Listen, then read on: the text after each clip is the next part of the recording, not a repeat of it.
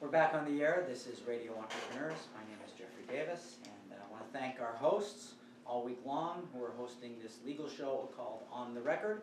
Our hosts are O'Brien and Levine Court Reporting Solutions, and if I'm speaking to attorneys, that means I have Mark Z from Mark Z Legal Staffing as my co-host. Welcome, Mark. I'm honored to be your co-host, your sidekick. This is better than the World Series. Having Boston's best and brightest attorneys and talented in many specialties. Great.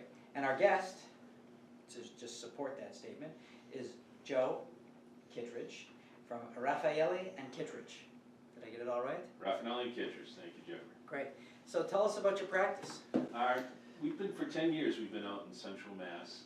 We're a litigation firm, primarily focusing in bringing what we have as Boston experience to the burbs, where we experience having most of our clients.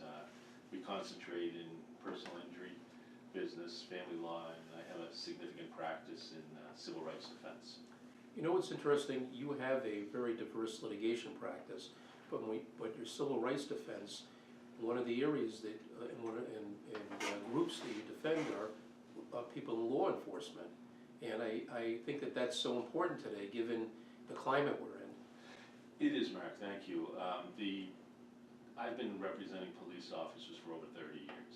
One of my client bases is the Massachusetts State Police, the union, and I've had hundreds of cases in federal court defending police officers, and with the focus on a lot of the things that they are doing wrong, there are hundreds of cases that go forth, and the finding is usually in favor of the police officer because they didn't do anything wrong. One of the things we try to do in practice, and as a trial attorney, and when we're representing our case to the jury, is to help the jury identify what's going through the police officer's mind, what their training is, and why they acted and reacted the way they did when they're confronted with certain situations. Now, I think that I know the mayor of Boston is still deciding, and it's a gradual rollout of body cameras, right? But that hasn't happened in Massachusetts yet, correct? No, it hasn't, and I know that there was a dispute between the union and the chief about that, as well as the mayor.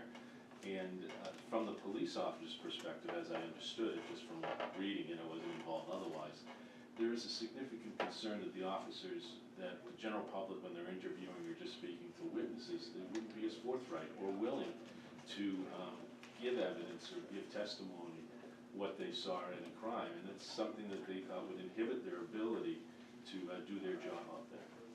Interesting. How did you get into this area? You know, I ended up starting as a law student for the general counsel for the Massachusetts State Police back in 1985. Wow. And continued doing it all the way through. I have a couple of local departments I represent as well,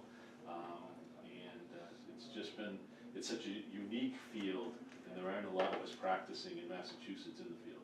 Okay.